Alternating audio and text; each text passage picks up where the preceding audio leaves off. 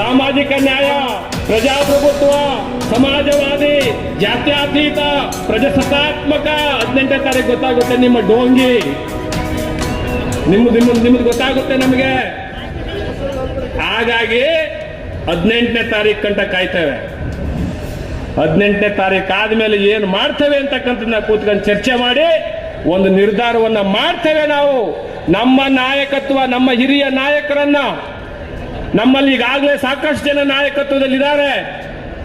ಹಳೆ ಮೈಸೂರು ಪ್ರಾಂತ್ಯದಲ್ಲಿ, ಹುಬ್ಳಿ ಧಾರವಾಡ ಭಾಗದಲ್ಲಿ, ಕಲ್ಯಾಣ ಕರ್ನಾಟಕದ ಭಾಗದಲ್ಲಿ ಎಲ್ಲರೂ ಇದ್ದಾರೆ ನಮ್ಮಲ್ಲಿ ನಾಯಕರು.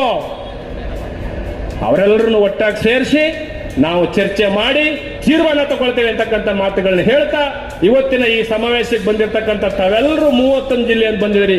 ಒಡಲಿ ಚಪ್ಪಾಳೆ. ನೀವೆಲ್ಲ ಯಾವುದೋ ಪಕ್ಷದ ಕಾವಲುದಾರರಲ್ಲ. ಕೈ ಎತ್ತಿ ನೋಡೋಣ, ಯಾವ್ಯಾವ ಪಕ್ಷದ ಕಾವಲುದಾರಿ ಆಗಿದ್ದೀರಿ. ಮಾಡಿದ್ರು. ಅನಂತರ ಗ್ರಾಮೀಣದ ಬಗ್ಗೆ ಪಂಚಾಯತ್ ಮಂತ್ರಿ ಆದರು. ಪಂಚಾಯತ್ ಮಂತ್ರಿ ಆಗ ದೇವೇಗೌಡರು ಸಿದ್ದರಾಮಯ್ಯವ್ರಿಗೂ ಕ್ಲಾಸ್ ಆಗಿ ದೇವೇಗೌಡರು ಸಿದ್ದರಾಮಯ್ಯ ಪಕ್ಷದಿಂದ ಮತ್ತು ಮಂತ್ರಿ ತೆಗೆದಾಕಿದಾಗ ಆಗ ಮಾದೇವಪ್ಪನವ್ರಿಗೆ ಹೇಳಿದ್ರು, ನಿನಗೆ ಆರೋಗ್ಯ, ನಿಮಗೆ ಉಪಮುಖ್ಯಮಂತ್ರಿ ಕೊಡ್ತೀನಿ, ಹಣಕಾಸಿನ ಮಂತ್ರಿ ಕೊಡ್ತೀನಿ ಅಂದರು. ಆವಾಗ ಇರಲೇ ಇಲ್ಲ ಸಂವಿಧಾನದಲ್ಲಿ ಯಾವುದು ಉಪಮುಖ್ಯಮಂತ್ರಿ, ಆದ್ರೆ ನಿಮ್ಗೆ ಕೊಡ್ತೀನಿ ಅಂತೇಳಿ ಅವ್ರಿಗೆ ಆಶ್ವಾಸನೆ ಕೊಟ್ಟು ಕರೆದ್ರು. ಅದಕ್ಕೆ ಮಾದೇವಪ್ಪ ಹೇಳಿದ್ರು, ಸಿದ್ದರಾಮಯ್ಯ ಇರೋ ಸಚಿವ ಸಂಪುಟದಲ್ಲಿ ಒಂದು ಕ್ಷಣ ನಾನು ಇರಲ್ಲ ಅಂತೇಳಿ ರಾಜೀನಾಮೆ ಕೊಟ್ಟು ಬಂದರು. ಇದು ಇತಿಹಾಸದಲ್ಲಿ ಅರ್ಥ ಮಾಡ್ಕೋಬೇಕು ಸಿದ್ದರಾಮಯ್ಯನವರು. ಕಾರಣ ಯಾಕಂದ್ರೆ ಸಿದ್ದರಾಮಯ್ಯ ಇಲ್ಲದ ಸಚಿವ ಸಂಪುಟದಲ್ಲಿ ನಾನು ಒಂದು ಕ್ಷಣ ಇರಲ್ಲ ಅಂತೇಳಿ ಅವ್ರು ರಾಜೀನಾಮೆ ಕೊಟ್ಟು ಹೊರಗೆ ಬಂದರು. ಹೊರಗೆ ಬಂದ ನಂತರ ಇದು PW ಮಿನಿಸ್ಟರ್ ಆದರು ಸಿದ್ದರಾಮಯ್ಯ ಸಚಿವ ಸಂಪುಟದಲ್ಲಿ. ಆವಾಗ ಅವರು ರಾಜ್ಯದಲ್ಲಿ ಅತಿ ಹೆಚ್ಚು ಯಾವುದೇ ಗ್ರಾಮ ಅಭಿವೃದ್ಧಿ ಆಗಬೇಕಾದ್ರೆ ರಸ್ತೆ, ನೀರು, ಲೈಟು ಇದೆದ್ದಾಗ ಮಾತ್ರ ಅಭಿವೃದ್ಧಿ ಆಗಕ್ಕೆ ಸಾಧ್ಯ. ಅದರ ಅರ್ಥ ಮಾದೇವಪ್ಪನವರು ರಾಜ್ಯದ ಮೂಲೆಗೂ ರಸ್ತೆ ಮಾಡಿ, ಕೇಂದ್ರದಲ್ಲಿ BJP ಸರ್ಕಾರ ಇದ್ದರೂ ಕೂಡ ಮಾದೇವಪ್ಪರ ಸಾಧನೆ ಮೆಚ್ಚಿ ಗಡ್ಕರಿ ಸಾಹೇಬರು ರಸ್ತೆ ರಾಜ ಅಂತೇಳಿ ಮಾದೇವಪ್ಪರ ಬಿರುದು ಕೊಟ್ಟಿದ್ದಾರೆ. ಇದು ಇತಿಹಾಸದ ಸಚಿವ ಸಂಪುಟದಲ್ಲಿದೆ. ಅದ ನಂತರ ಸಮಾಜ ಕಲ್ಯಾಣ ಮಂತ್ರಿ ಮಾಡಿದ್ರು. ಸಮಾಜ ಕಲ್ಯಾಣ ಮಂತ್ರಿಯಾಗಿ 35 ವರ್ಷಗಳಿಂದ ಒಳ ಮೀಸಲಾತಿ ದೇವೇಗೌಡ ಸೃಷ್ಟಿ ಮಾಡಿ ಒಳ ಮೀಸಲಾತಿ ಮಾಡಿದ್ರು. ಅದರ ವೇಳೆ ಬಿಡಿಸಕ್ಕಾಗದೇ ಇನ್ನೂ ಜೀವಂತವಾಗಿತ್ತು. ದಲಿತರು ಮತ್ತು ಎಡಗೈ ಬಲಗೈ ಅಂತ ಸೃಷ್ಟಿ ಮಾಡಿ ಇಬ್ಬರು ಅಣ್ಣ ತಮ್ಮರು ವೈರಿ ಮಾಡೋ ಥರ ಮಾಡಿ ಅವರು ಹಂಗಿಟ್ಟಿದ್ರು. ಆದ್ರೆ ಮಾದೇವಪ್ಪನವರು ಅದು ಎಳೆಯಾಗಿ ಬಿಡಿಸಿ 35 ವರ್ಷಗಳಿದ್ದ ಅದನ್ನು ಹಂತವಾಗಿ ಬಿಡುಗಡೆ ಮಾಡಿ ಶೋಷಿತರು, ದಲಿತರು, ಅಲ್ಪಸಂಖ್ಯಾತರು ಎಲ್ಲ ಒಂದೇ ಅಂತ ಹೇಳಿ ತಿಳಿದು ಅದನ್ನು ಒಳ ಮೀಸಲಾತಿಯಲ್ಲಿ ಯಾರಿಗೂ ಅನ್ಯಾಯ ಬರೋದಾಗ ಮಾಡಿದ್ದಾರೆ. ಆದರೆ ಮಾದೇವಪ್ಪನವರು ಸಾಧನೆ ಸುಮಾರು 40 ವರ್ಷಗಳ ದಶಕದಲ್ಲಿ ರಾಜ್ಯದಲ್ಲಿ ಆಡಳಿತ ಮಾಡಿದ್ದಾರೆ ಮಾದೇವಪ್ಪನವರು. ಆದರೂ ಅವರಂಥ ನಾಯಕತ್ವನ ಯಾರೂ ಮಾಡಿಲ್ಲ. ದಲಿತರಲ್ಲಿ ಇವತ್ತು 36 ಕ್ಷೇತ್ರದಲ್ಲಿ ಮಾದೇವಪ್ಪನಂತ ಉತ್ತಮ ನಾಯಕರೇ ಇಲ್ಲ. ಅದು ಇಲ್ಲಿ ಇಡೀ ಭಾರತದ ಕರ್ನಾಟಕ ರಾಜ್ಯದ ಉದ್ದಗಲೂ ಕೂಡ ಬೆಳಗಾವಿ, ಉತ್ತರ ಕರ್ನಾಟಕ ಜನತೆ ಹೇಳ್ತಾರೆ, ಬಿದರ್, ಗುಲ್ಬರ್ಗದವರು 2ನೇ ಬಾಬಾ ಸಾಹೇಬ್ ಅಂಬೇಡ್ಕರ್ ಅಂತ ಮಾದೇವಪ್ಪರ ಕಂಡು ಮಂಡಿಸ್ತಾ ಇದ್ದಾರೆ. ಆದರೆ ರಾಜ್ಯದಲ್ಲಿ ಎಲ್ಲ ಜನರು ಇಷ್ಟಪಡ್ತಾರೆ.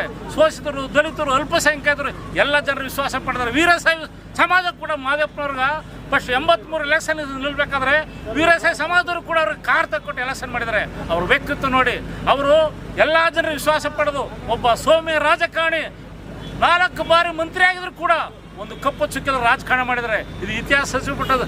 ಈ ಇತಿಹಾಸದಲ್ಲಿ ಕರ್ನಾಟಕ ರಾಜ್ಯದಲ್ಲಿ ಏಕೈಕ ಮಂತ್ರಿ ಆದರೂ ಕೂಡ ಅವರು ಮಂತ್ರಿ ಕೊಟ್ಟಿಲ್ಲ. ಇದು ಬೇಸರ ಸಂಗತಿ. ದಲಿತರು ಮತ್ತು ಹಿಂದುಳಿದ ಎಲ್ಲ ಜನರು ಬೇಸರ ಸಂಗತಿ. ಕೊನೆಯಲ್ಲಿ ಅವ್ರಿಗೆ ಈಗ ಮಂತ್ರಿ ಪದವಿ ಕೊಡಬೇಕಾಗಿತ್ತು. ನಾವು ನಮ್ಮ ಹಕ್ಕನ್ನ ಕೇಳ್ತೀವಿ ಸ್ವಾಮಿ. ಮುಖ್ಯಮಂತ್ರಿಯವರೇ, ಮಾಜಿ ಮುಖ್ಯಮಂತ್ರಿಯವರೇ, ನಮ್ಮ ಹಕ್ಕನ್ನ ಕೇಳ್ತಿದ್ವಿ. ನಮಗಾಗಿರೋ ಅನ್ಯಾಯ. ಇವತ್ತು ಕಂಬಿ ಸಮುದಾಯ ಜನ ಮುಖ್ಯಮಂತ್ರಿ ಆಗಿದ್ದಾರೆ, 7 ಬಾರಿ ಆಗಿದ್ದಾರೆ. ದಲಿತರು ಇವತ್ತು ಎಷ್ಟು % ರಾಜ್ಯದಲ್ಲಿದ್ದಾರೆ, ದೇಶದಲ್ಲಿ ಎಷ್ಟು % ಇದ್ದಾರೆ. ಆದರೂ ದಲಿತರು ಇನ್ನೂ ಮುಖ್ಯಮಂತ್ರಿ ಕೊಟ್ಟಿಲ್ಲ. ಬೇಸರ ಸಂಗತಿ. ಮುಂದಿನಿಂದಲೂ ಇದೇ ರೀತಿ ಆದರೆ ರಾಜ್ಯದ ಉದ್ದಾಗ ಹೋರಾಟ ಮಾಡಬೇಕಾಯ್ತೆ.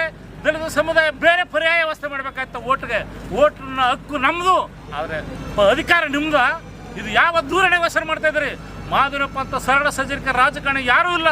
ಇವತ್ತು ರಾಜ್ಯದಲ್ಲಿ 1 ಬಾರಿ ಮಂತ್ರಿಯಾಗಿ 1 ಬಾರಿ MLA ಆದವರು ಅಧಿಕಾರನ ಕಳ್ಕೊಂಡಿದ್ದಾರೆ. ಕಾರಣ ಅನೇಕ ಥರ ಲೋಪದೋಷಗಳು ಮಾಡಿ ಅಧಿಕಾರನ ಕಳ್ಕೊಂಡಿದ್ದಾರೆ. ಮಾದೇವಪ್ಪರು 4 ಬಾರಿ ಮಂತ್ರಿಯಾಗಿ 7 ಬಾರಿ ಎಲೆಕ್ಷನ್ ಗೆದ್ದು ಒಂದು ಕಪ್ಪು ಚಿನ್ನದ ರಾಜಕೀಯ ಮಾಡಿದ್ದಾರೆ. ಇಂಥವರಿಗೆ ಸಚಿವ ಸಂಪುಟದಲ್ಲಿ ಮೊದಲೇ ಕೊಡಬೇಕಾಗಿತ್ತು. ಇದು ಕೊಡಲಿಲ್ಲ. ಕಾಂಗ್ರೆಸ್ ಕೆಟ್ಟ ನಡವಳಿಕೆ ಅಂತ ಹೇಳಬೇಕು. ಇವತ್ತು ಎಂತೆಂಥ ಮಾನ್ಯರು ತುಳಿದಿದ್ದಾರೆ ಕಾಂಗ್ರೆಸ್ಸಲ್ಲಿ. ಮುಂದಿನ ನಡೆ ಏನು ಸರ್? ಮುಂದಿನ ನಡೆ ಮಾದೇವಪ್ಪನವ್ರಿಗೆ 18ನೇ ತಾರೀಕು ರಾಜ್ಯಸಭೆ ಎಲೆಕ್ಷನ್ ಆದ ಮಂತ್ರಿ ಕೊಡಬೇಕು. ಕೊಡದೇ ಆದ ಪಕ್ಷದಲ್ಲಿ ರಾಜ್ಯದ ಉದ್ದಕ್ಕೂ ಹೋರಾಟ ಮಾಡ್ತೀವಿ. ಇದು ನಮ್ಮ ದಲಿತ ಸಂಘರ್ಷ ಸಮಿತಿ ಒತ್ತಡ. ಇವತ್ತು ಬಿದರಿಂದ ಚಾಮರಾಜನಗರವರೆಗೂ ಮಾದೇವಪ್ಪರು ಪಾದಯಾತ್ರೆ ಮಾಡಿ ಕಾಂಗ್ರೆಸ್ ಬಂದಿದೆ. ಸಂವಿಧಾನ ಬೋಧನೆ ಮಾಡಿದರೆ ಸಂವಿಧಾನ ಇರಲಿಲ್ಲ. ಶಾಲಾ ಕಾಲೇಜುಗಳ ಸಂವಿಧಾನ ಬೋಧನೆ ಮಾಡಿದರೆ ಇಂಥ ಒಂದು ಕೀರ್ತಿ ಮಾದೇವಪ್ಪ ಸಲ್ಲಬೇಕಾದ್ದು. ಆದ್ದರಿಂದ ಇವತ್ತು ರಾಜ್ಯದ ಬೀದರ್ ಜಿಲ್ಲೆ 28 ಜಿಲ್ಲೆಯಲ್ಲಿ ಜನರು ಇಲ್ಲಿ ಬಂದಿದ್ದಾರೆ. ಅದು ಈ ತಾವೇ ನೋಡಿದಿರಿ ಇದರಲ್ಲಿ ಮಾದೇವಪ್ಪನವರ ಒಂದು ಒಕ್ಕಟನ. ಅದರಿಂದ ಮುಂದಿನದಲ್ಲಿ ಮಾದೇವಪ್ಪನ ಸಚಿವ ಸಂಪುಟದಲ್ಲಿ ಒಳ್ಳೆ ಪದವಿ ಕೊಟ್ಟು ಅಧಿಕಾರ ಕೊಡಲಿಲ್ಲ ಅಂದರೆ ಮುಂದೆ ಕಾಂಗ್ರೆಸ್ ತುಂಬ ಅನ್ಯಾಯ ಆಯ್ತದೆ, ದಲಿತರು ಓಟ್ ಕೊಡಲ್ಲ ಅಂತ ಈ ಮೂಲಕ